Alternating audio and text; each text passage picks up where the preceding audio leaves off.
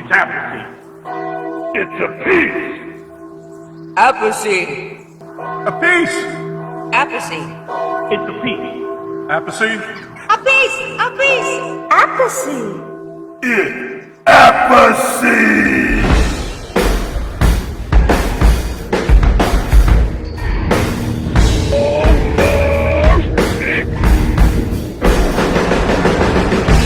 We interrupt this program to bring you a special report. Ladies and gentlemen, Mr. Benny Appleseed! He's the king of rock and roll!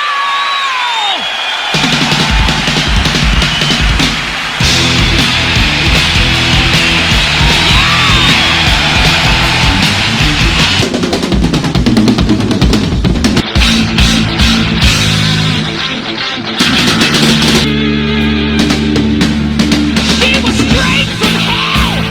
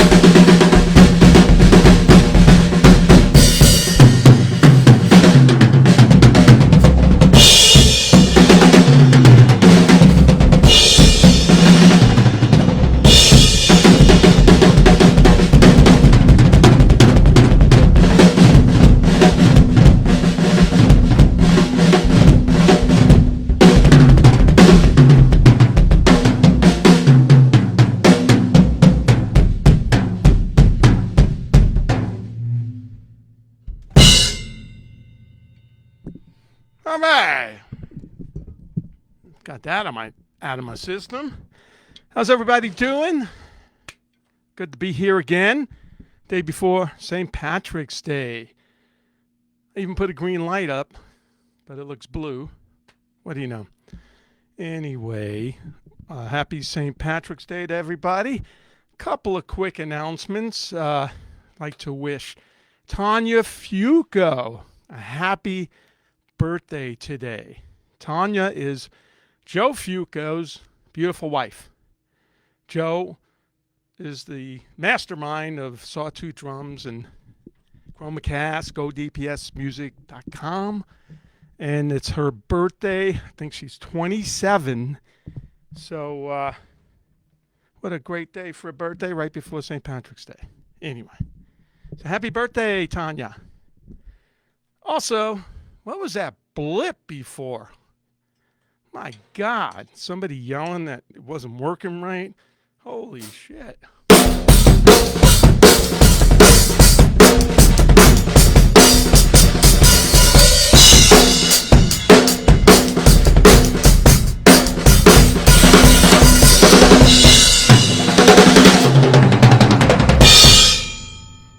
All right. Anybody just joining the show, this is like drum talk. I say something, then something comes into my head, and I play the drums. Could be anything. Could be Wipeout. That's a fast Wipeout. So that was just a joke, everybody.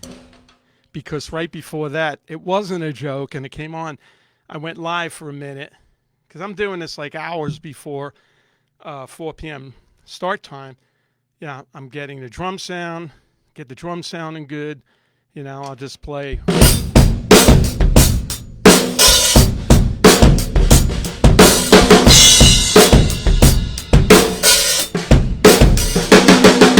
And I'll add tom.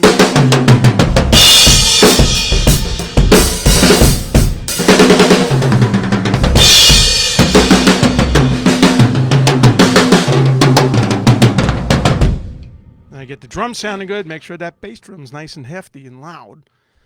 I'll talk about that later. And then I got to add in the audio.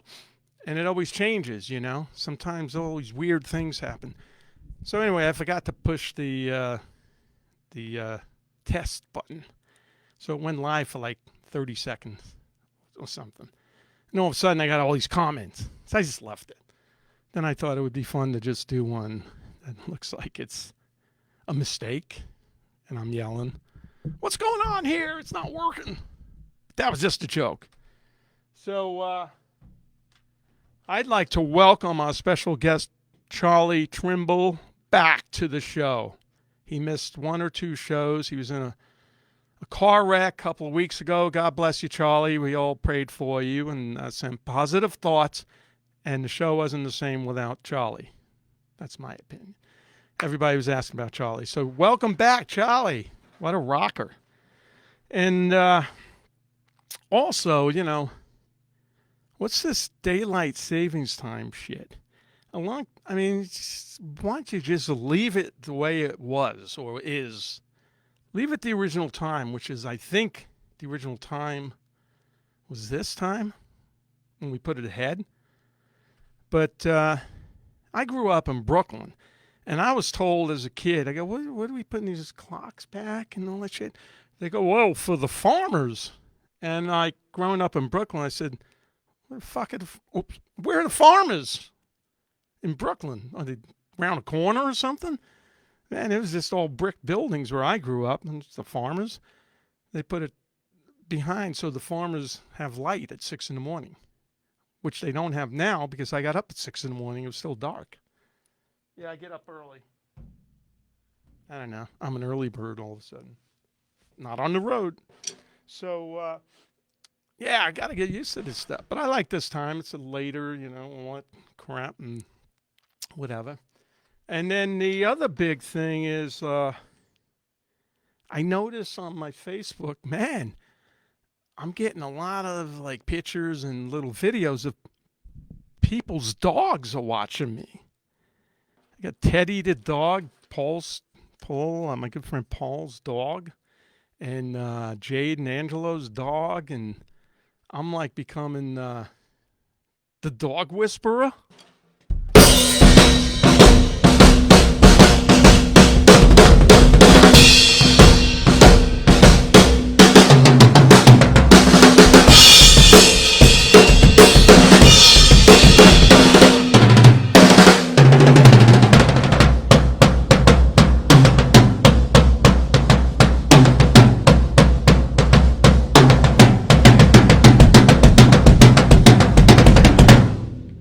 It's my dog theme.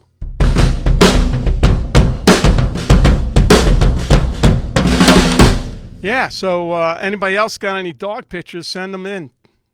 Post them on my Facebook. I feel really, really touched by that. I don't even have a dog.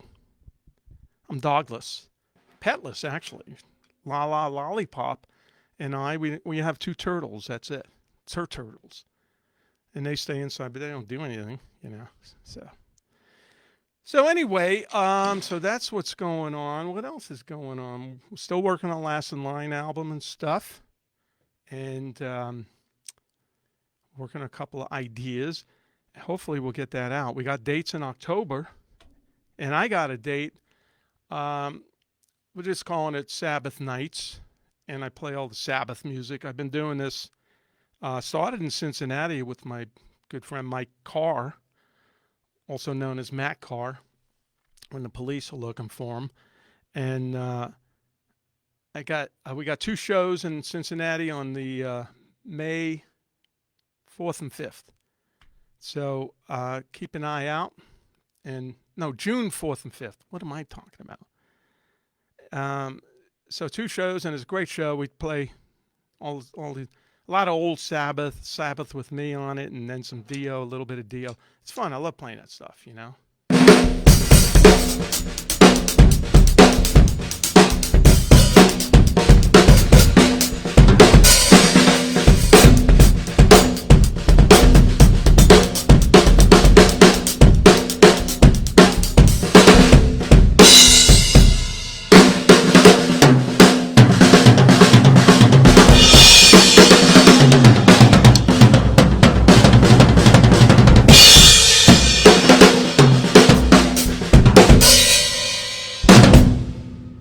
That's the final exclamation point. I always do that. Actually, not even that way. I do it this way, which is 2 bass drums. This is right, left, right foot. Bonham did a lot of this. And I think he heard it from Max Roach, who was a jazz drummer. He did a lot of, and that was way back in the 50s. It's faster. The thing I did before was, that's like a rough triplet. 1 and a 2, 1 and a 2. See? It's like going 1 and a 2, 1 and a 2, 1 and a 2. Then I answer 1 and a 2. Then you get fast, you tighten them up.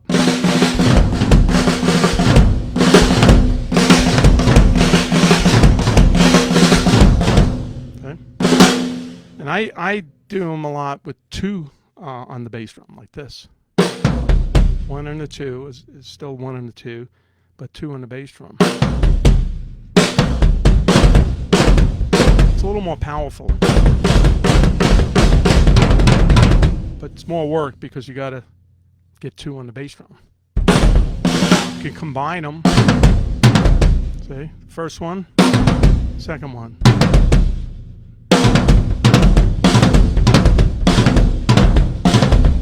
Oops.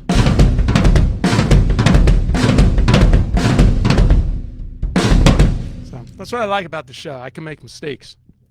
Can't make mistakes live. Throws the band off. Although I do sometimes make some mistakes. But you know, when you make a mistake, they always say to do it twice. So it sounds like you wanted to do it, you know. So as you know, on the show, we always had 25% off something. What could it be today? Not green beer, drumsticks. These are ChromaCast Chromacast 5B. Can you see that? Where is it?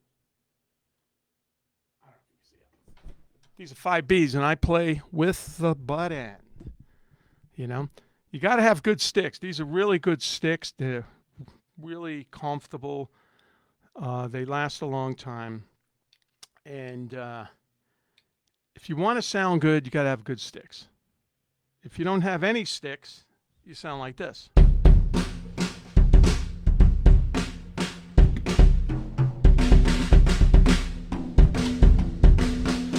See, that's that same lick with no sticks. Not the same. Come on, everybody! You're live in a concert. You're like, yeah, ow.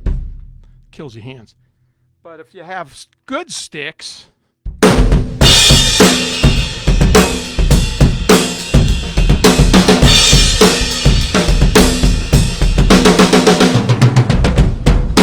see, good sticks. So these are 5Bs, and I use the butt end.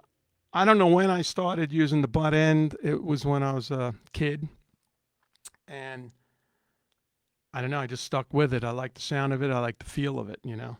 And it gives me a little bit more room here because this is tapered when I'm playing, you know, like for the fingers to move and stuff.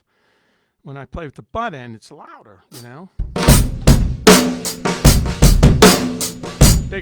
Bigger sound. Now, when I turn around and play them with the tip, it's a little bit more edge on the sound. It's not quite as big and loud, you notice, because you got these little tippy tips. Yeah. So when I play with the tips, it sounds different, like this.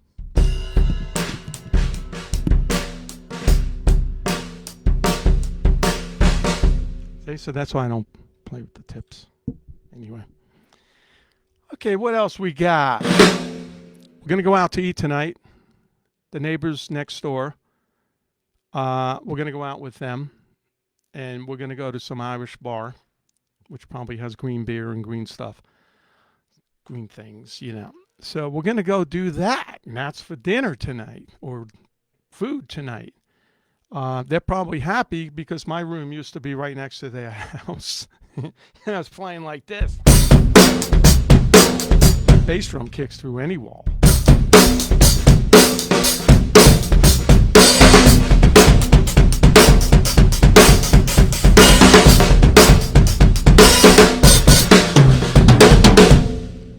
So now I'm in the big room, which used to be a merch room for Last in Line.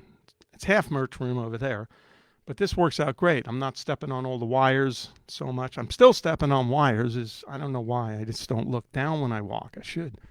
But it's a great room, and it sounds great, too. So we're going out together, so they still like us. So they probably like us more. I moved the drums in the middle of the house so you can't hear them. I went out there. My friend Adam Parsons came over last night. No, 2 nights ago, and we were messing around on the drums. And I said, you know what? You play. Let me go outside and hear what this sounds like and walk around the house because I don't know how loud it is or anything. I mean, could have Lala play the drums, but, you know, she's a little lighter. And it doesn't really have the volume. So Adam played, and I was able to walk around the house. It's not bad. I go outside. There's a window there that goes to the street. Not bad at all. So I'm happy about that, you know. And also, I guess Ronnie James Dio's book is coming out soon, I think in July. So I got an email regarding that. And I can't wait to read it. I hope I'm in it. I think I'm in it. So I think Ronnie, actually, from what I remember, hand wrote the book. He wrote it out, you know, but he didn't finish it. And I think Wendy and she did some with a team and researched and finished the book. So we can't wait for this book to come out. I know all the Dio fans will buy it, and it'll be a good read. And so that's going to be really cool. Actually, speaking of reading, I remember we were on the road together with Ronnie. I told the story before, and he loves to read.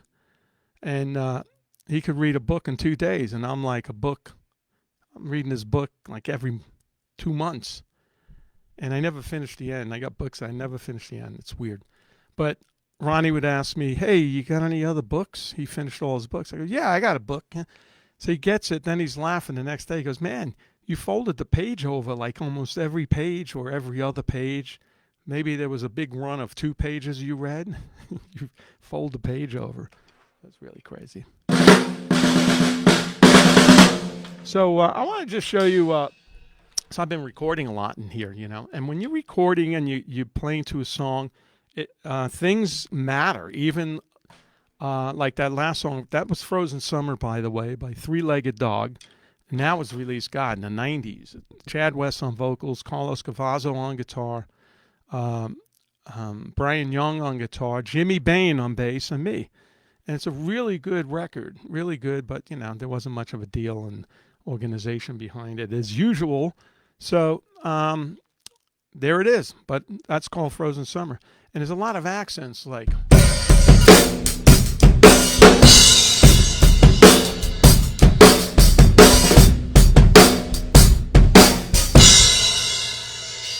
So that's an accent on 1, 2, 3, 4 N, right?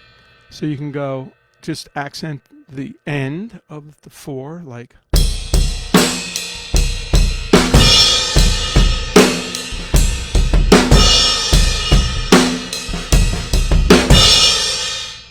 And that gives it a certain sound.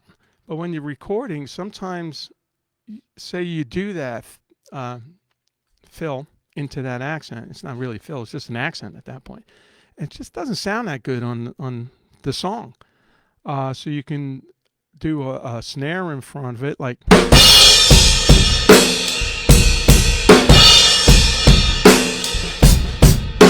like that.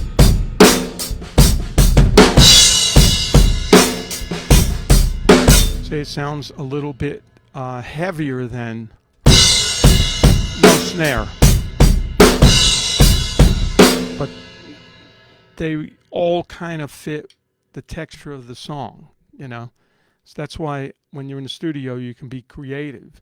I can really be creative here because I control my own destiny, because I run everything from the wireless keyboard and mouse pad. So I run the Cubase. I'm using Cubase. So, you know, I might have done the first accent. Yeah, it doesn't sound that good. Let me punch back in. I go back in and I go...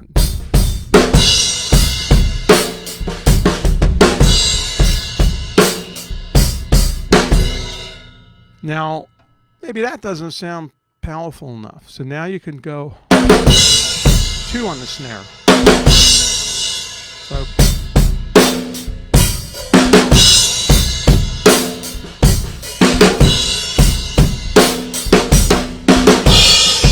see, that sounds a little different.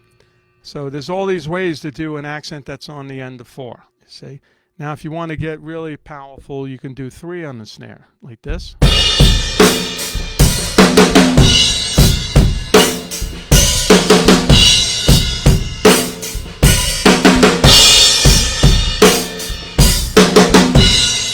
See? Now that's a lot more powerful. You see, and I was changing the stick, and the one hit this cymbal, start with the right. Right, left, right. I want to hit this cymbal, I start with the left. Left, right, left, boom. See?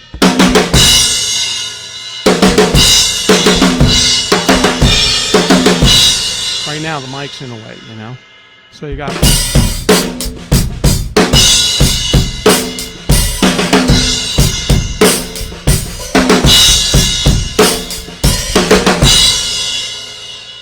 Now I do crazy ones. I do like a whole fill before an accent like that sometimes. Like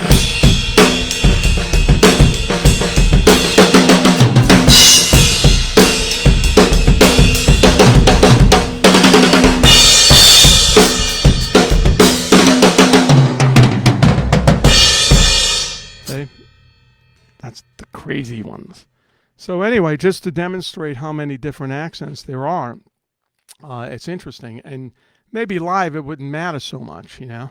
But In the studio, it does. You listen to it, you go, that fill just doesn't do. Sometimes I spend a half an hour in just a part like that, you know.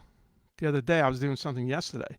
It's actually a Thin Lizzy song I'm playing to, and made the mistake of recording the song, and then I thought I'd do one part up tempo, but it's really halftime on the record.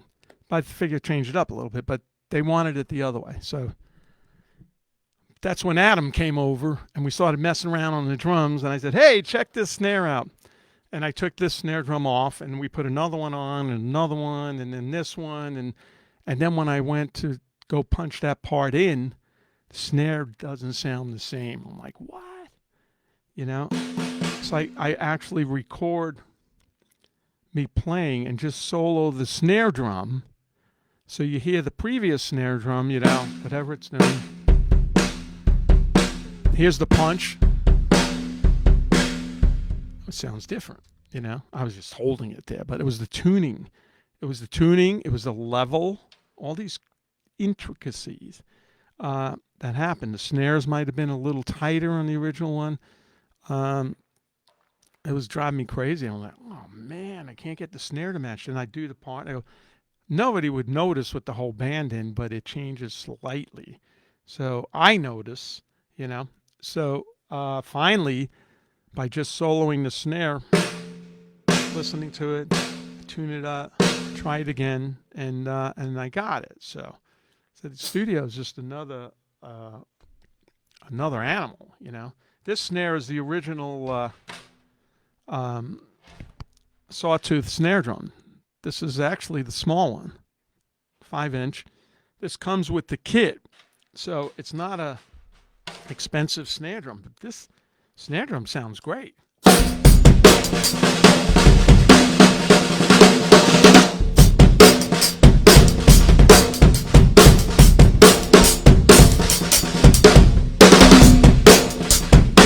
And this mic's picking it up, so if I move it,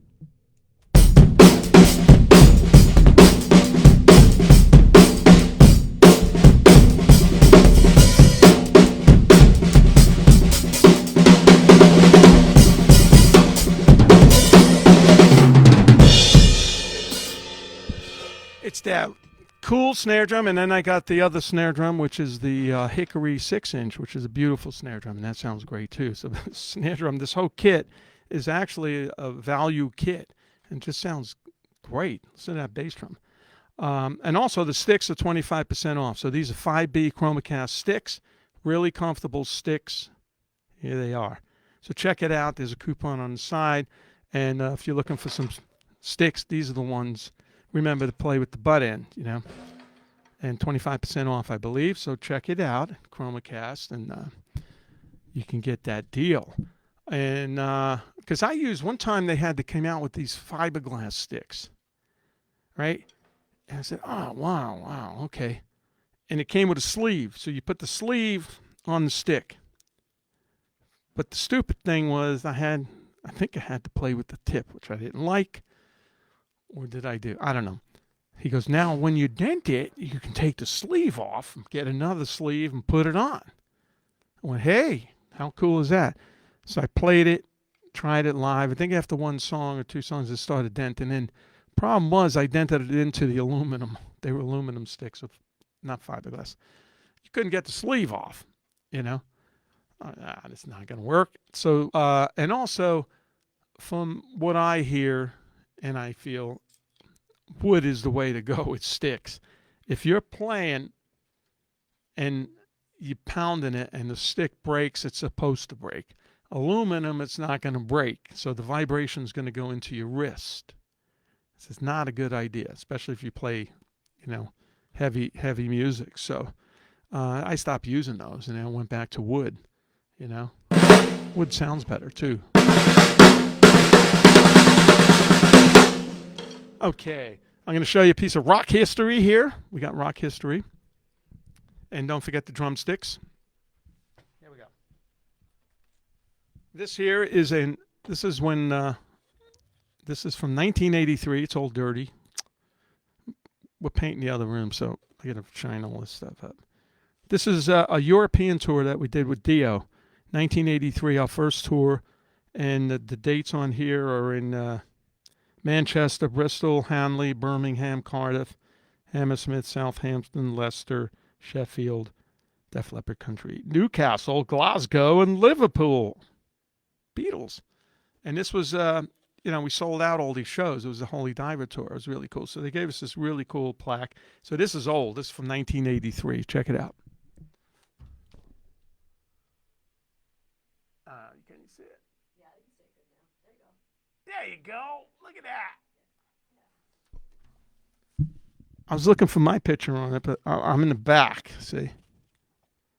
The dot over there, that's me. That's me. Anyway, this is a cool thing I've had since 1983. It's going to go back on the newly painted wall in the other room. There we go. And some of you might have been at these shows. These are all UK shows. So I know Adam, my friend Adam was at, I think, the first one. So, what was it, the Apollo, Manchester? There was a stage in, I don't know if it's on here. Is it Glasgow in here? Glasgow. Yeah, there it is. The Apollo Theatre in Glasgow. Let me tell you about the Apollo Theatre in Glasgow. Played there a couple times, right? It's an old theater, and the stage is really high.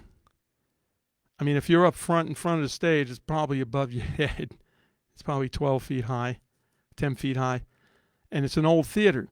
And it's the stage, if I'm facing the audience, it's higher in the back than it is in the front. And that's why they say that the front is downstage, because it's on an angle and it's going down. Upstage is the back of the stage. This is where this all came from. And this place is so old, it had that stage. And when we played there later on with Dio, I had the drum set with all the aerial drums up here, and I used to spin around and do a fill and get back in on one. But being that it's an uphill climb when I go to the right, it took a lot of effort to spin and get there, and then I would roll back. So I had to time it accordingly, It's such an old stage, but I didn't expect it. And I went, oh, shit, I'm on a incline here, those sets like that. So really cool. I hope it's still there. I don't know. I haven't been there in a while. But that's the Apollo Theater. So anyway, we have Lala Lollipop and her St. Patrick's shirt. Let's see that shirt. Come over here. Show everybody that shirt. Look at that. Belfast, Ireland. Vivian Campbell country. Guess where I got that for her? Brooklyn. No, Ireland. I saw it. Went to an Irish store. I went, oh, this is cool. Look at the green on it. Huh? It's my St. Patrick's Day shirt. It's St. Patrick's Day for tonight and tomorrow. I wore my green black shirt, too. There's a little bit of green in here. You probably can't see it, but I got green on the light there. So we're going to take some questions.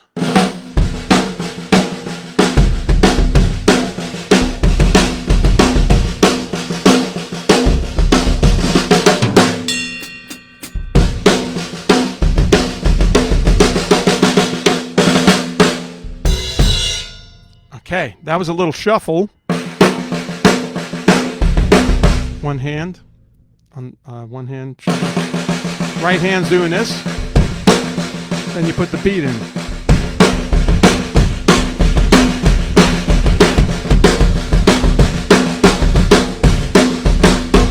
And you mess it up, like I did. Okay, so we're going to take some questions now. She's going to read them to me because I can't see them. And also, last week she asked me something about a Cajun music. And I'm like, what? She didn't know it was a cajon. A cajon. I got two cajons. And you're playing with your hands. They're big boxes. It sounds like a bass drum and a snare drum. They're really cool. But I don't like hitting stuff with my hands. So I don't play them very much. Just like, you'll never see me play with my hands. It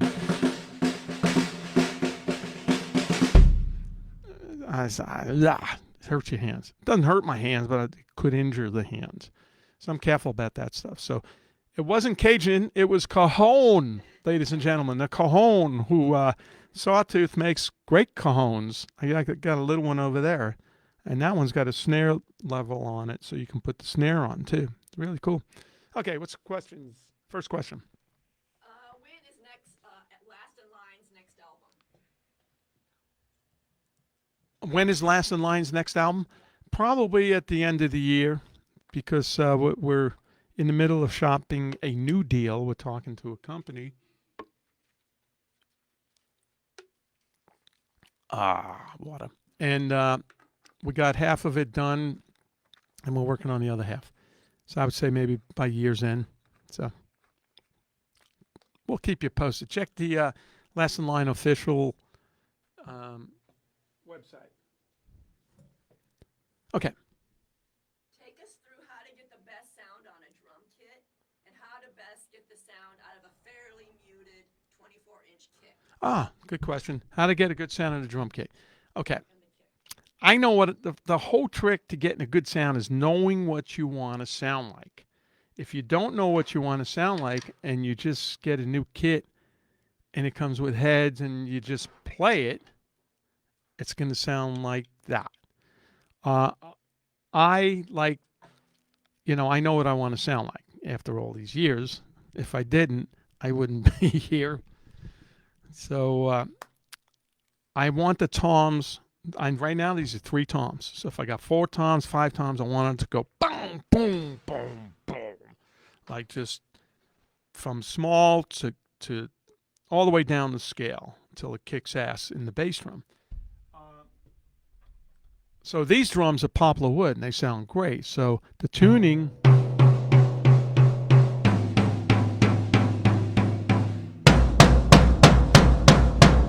This is like the exclamation point. And then the bass drum.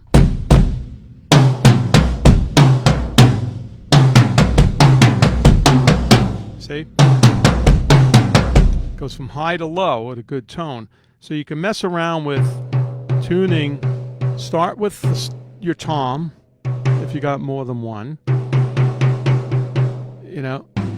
Try to get a good tone where the drum sounds good. Certain drums sound good in certain ranges. Now, if I was to tune this all the way down, it's not going to sound peak. Have a key here. Check it out.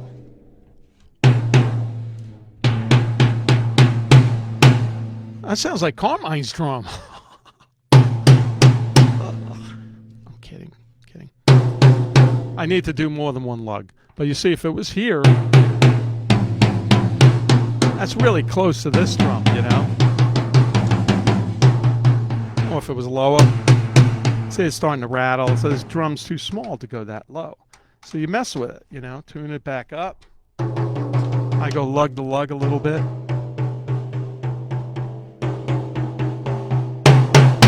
See, that's a nice spread. Dun, dun, dun. That sounds like 2001. And this guy I want to be big. Yeah. Right? There's no muffles on these drums, And also I play with the butt end, and I play hard, but I don't dent the skins. That's the way I'm hitting them. After all these years, I know how to hit them. I'm more of a snap to get the power. I don't have to go like this, You see some guys playing like this, killing the drums. I don't have to do that really. I snap it and it's loud as hell. And then if I need more power, I put the body weight into it a little more. The bass drum, this bass drum is a 14 by 24, and there's only an Evans little pillow thing in there. Not even a pillow, it's a bass drum thing. See? There's nothing really dead on it. It's not. Ow. It's not really dead, so it's got some tone to it. Right? That's the way I keep that. And these are G2 Evans heads on all these drums. This snare, this is the 5-inch by 14 snare that comes with this kit. It's poplar wood, and the snare sounds great. The head on this one's a level 360. So now you hear, oops, I keep the strainer loose. See how loose that is? Now the snare you could adjust to what you feel. If you want a lot of bounce, response from it.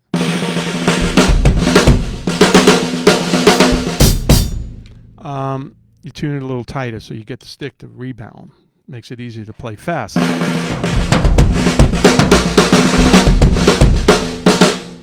And I leave the snares loose, and that's because it gives me a longer note, a more dirty sound.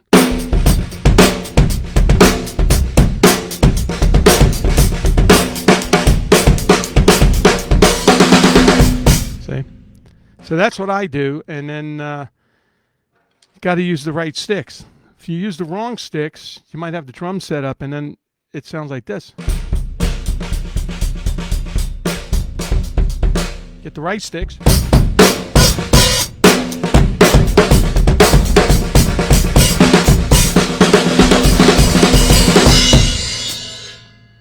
Okay. Now the other thing I like to point out, 2 tips. One of them is, if you see how easy I got the snare drum off, I just lifted it off. I don't tighten the snare holder that tight, because if you do, and if you have your tom on a stand and you tighten it, the tom you almost have to tighten it, but I back it off a little bit. It mutes the drum. If you the snare drum especially, you tighten that baby all the way up, and the snare is going to sound deader. It's the weirdest thing. So I kind of leave it loose.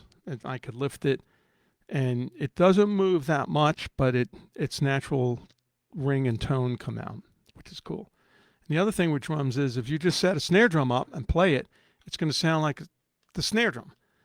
When the drums are together, a whole kit, it's like an orchestra. Everything's bleeding into everything else. Snare ringing into the bass drum. The toms are ringing into the snare drum.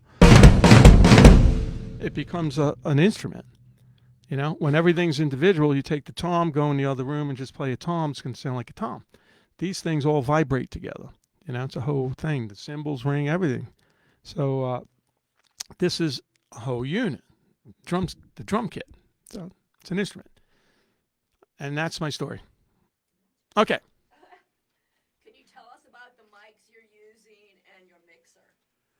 The mics I'm using, I got some Samsung mics up here. These are overheads, but these are for recording.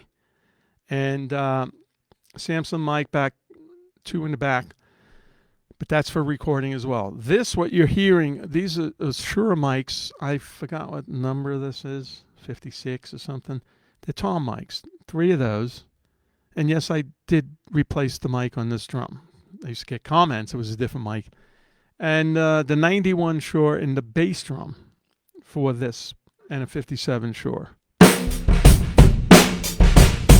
Gives me a great sound. There's no room mics for this stream.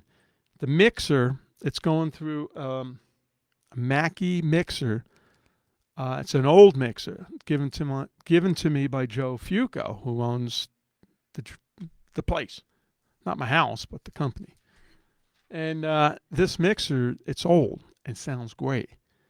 So everything's plugged into there, and then it comes out of there, and it goes into channel 1 and 2 of a Focusrite interface, which Cubase sees the sound card as a Focusrite.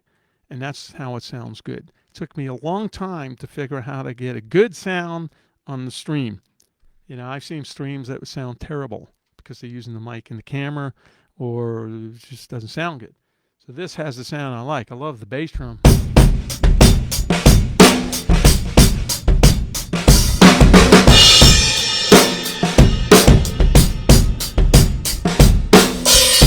See? Sounds big. So that's what I'm using, and my tuning and my sticks and the way I attack them, that's what happens. So the sticks, check out the sticks. We want to sell some sticks today.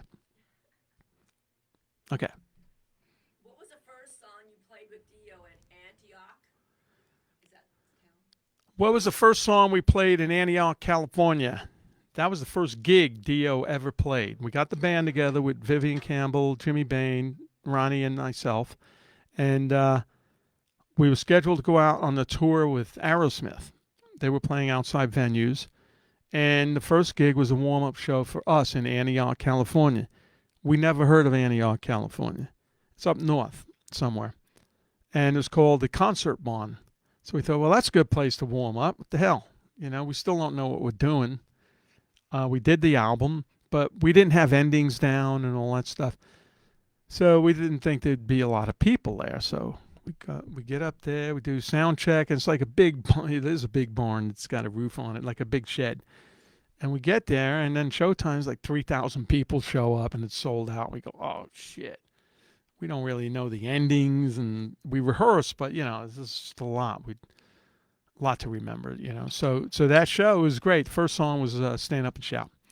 But all the songs were like, we don't know the endings that good. It's supposed to end here, like 1, 2, 3, 4. But we're unsure, so I go, no, go, keep going. Keep going, keep on. It's the friggin' ending. All right,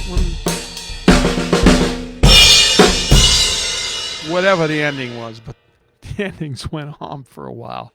So we all looked, because when the ending comes up quick, that's good when you're tight and you're used to playing it. But when you're just getting up there, you're going, oh, shit, what's the ending? We've got 14 endings to deal with.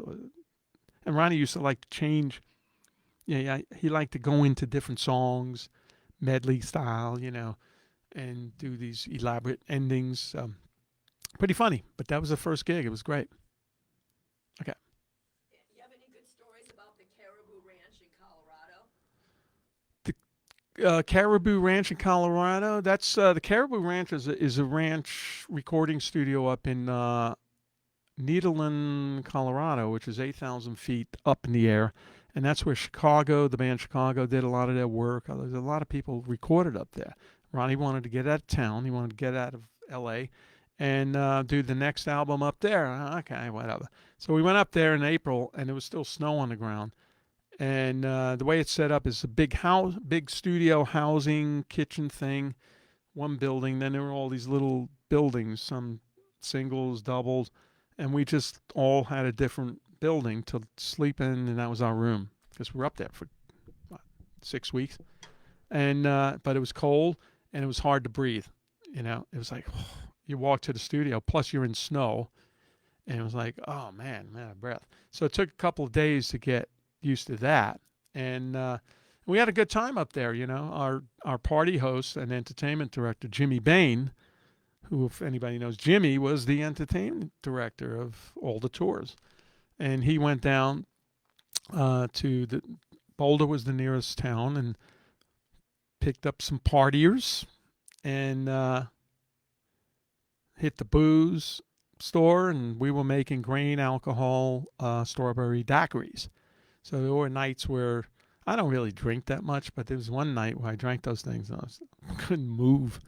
But we had some fun up there. It was fun. We had a big lodge with a pool table and music.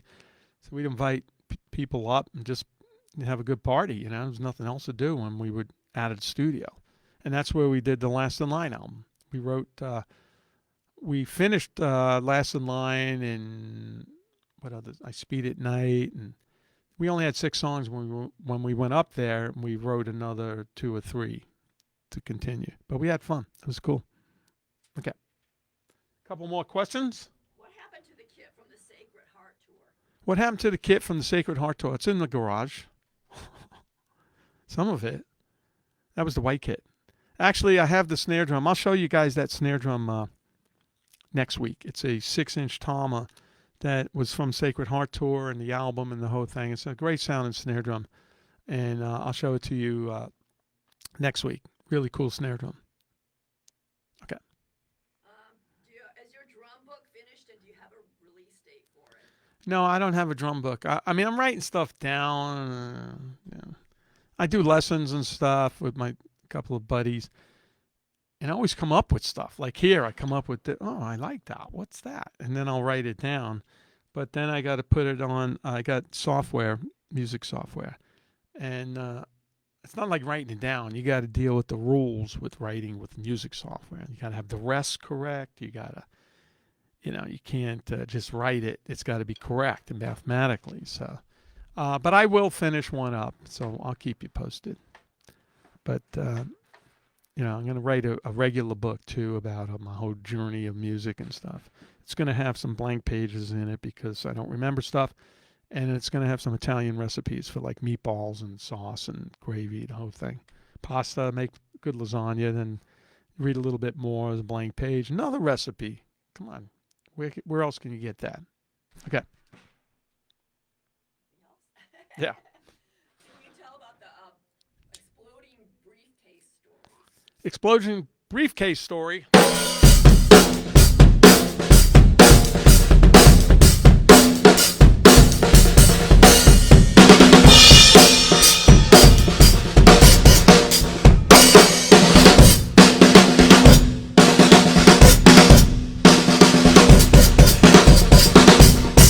All right.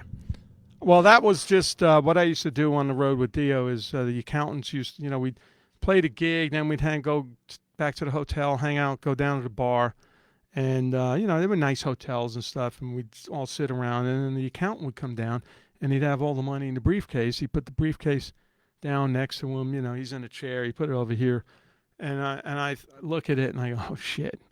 So I'd leave, walk around, and then I'd steal the briefcase, and I'd hide it. And then when we finished, you could see he's panicking because he's got a lot of money in there, from the gig. He's, oh man, where's my briefcase? Guys, you see my briefcase? And then we'd all start laughing because everybody knew I did it, right? So I did that.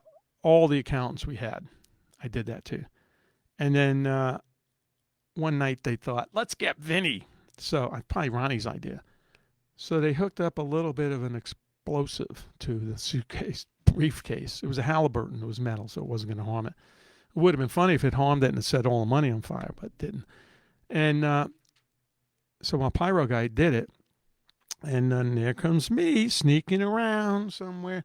I grabbed the briefcase. Everybody knows it's going to happen, and it explodes. I go, scared the shit out of me. So they got me real good with that. So then I stopped doing it for a while. That'll teach me a lesson, right? Okay, let's take one more question.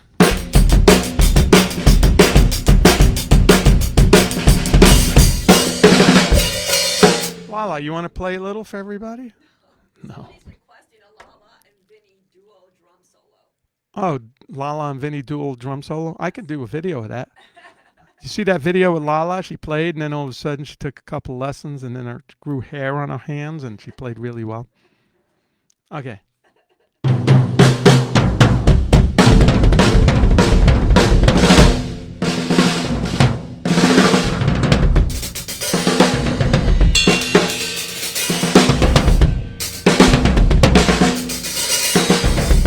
It's cool. I did it good the first time, then I tried to do it again and screwed it up. All right, one more question. How do you develop speed? How do you develop speed? You just practice. But you got to practice steady.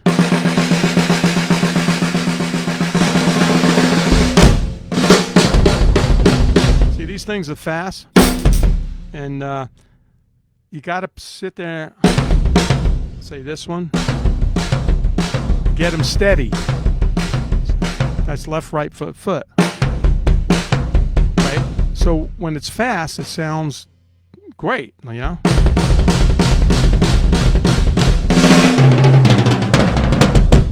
got to sit there. Sit there steady and get faster. So everything's got to be steady to sound good. And then you got to train your ear to hear,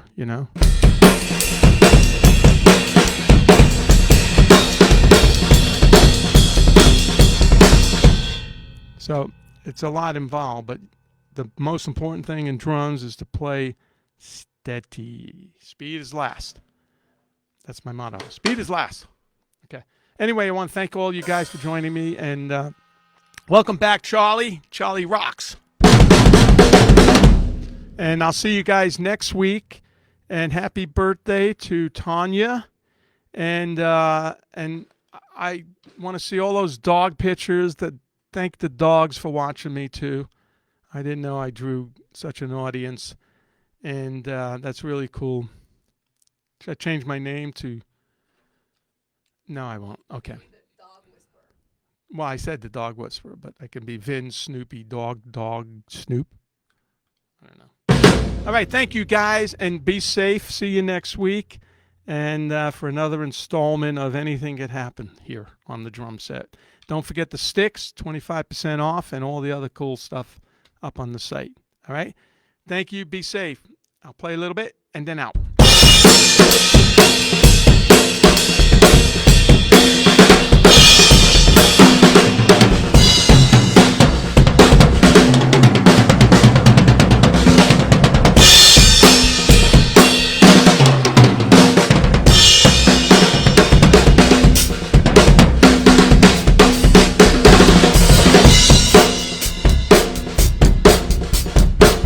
Okay, bye-bye.